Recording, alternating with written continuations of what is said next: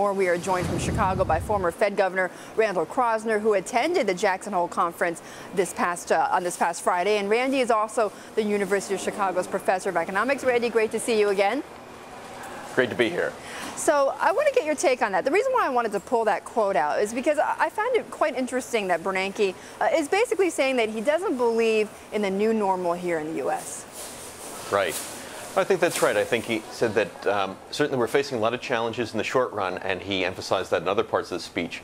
But he said the fundamental machinery of production of the U.S. economy is not broken.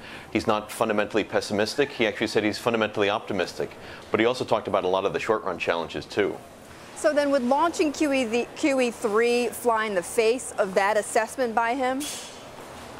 Well, in the other parts of the speech, he talked about how we may need to do things in order to get back to that long-run trajectory. He talked a lot about the challenges on fiscal policy and kind of scolded both the capitals here in the U.S. and Washington and in Europe to try to get their acts together, because monetary policy can only do so much. They can provide the foundation for growth, but if you have all these other uncertainties, it's very difficult to actually get growth to reignite. Right, but at the same time, as you say, I mean, he laid out that there's a possibility, right? There's a window, perhaps, that they may do that. Why don't you think that he didn't act quicker on this, or he didn't lay out a sort of a more broader or bolder path on QE3? Well, I think perfectly reasonable people can disagree right now onto exactly where the economy is going in the short run. Even though the chairman may be optimistic for the longer run, we've gotten some very mixed data. You can be a pessimist and look at some of the purchasing manager surveys, or you can be optimist and look at the retail sales and durable goods orders. So I think because of this uncertainty about where the economy is, he didn't want to draw a line in the sand and say we must do this now. And I would agree with him. I don't think the urgency is there for undertaking particular action at this point. He's going to see what kind of proposals Washington comes up with, whether they come through with their promises on the fiscal side, and then I think the FOMC will assess where they should be going. But here's the thing, Randy, because don't you think, I mean, I hear this all the time, you want more data, you need more data, you need more data in order to You always want more data, yeah. You always want more data. You could have endless amounts of data, but, here's what I'm wondering. Is Bernanke holding off because he doesn't want to look like he's listening to what the markets want?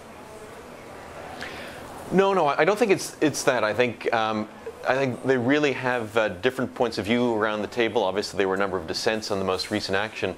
But I also think there's uncertainty about exactly what's going to be the most effective weapon if they need to act. Last year, when the chairman launched what became known as QE2, the enemy was really clear. It was the potential for deflation. Now, the enemy is much more dispersed. It's much harder to see exactly what tools are going to be used or what weapons are going to be used against those different fragilities or concerns in the economy. And I think he identified that some of those are clearly outside of the realm of monetary policy. Okay, and as you say, outside of monetary policy, now we've got Alan Krueger, who is going to be appointed, likely to be appointed the head of the Council of Economic Advisors. Is he going to become a friend of Bernanke? He's going to be able to do what Bernanke can't just on monetary policy alone? Well, I wish the chairman of the Council of Economic Advisors could do all the things that needed to be done. Hopefully, Alan, who's an old friend, I've known him since graduate school, will be able to have the ear of the president and the other economic policymakers and say, let's take what Chairman Bernanke has said seriously, and let's really try to get our fiscal house in order, our regulatory house in order, and really provide the ability for us to move ahead and create jobs. Okay, all right. Well, that's what we're counting on. Thank you so much, Randy. Good to see you, as always. Randy Kroszner of the University of Chicago, the former Fed governor.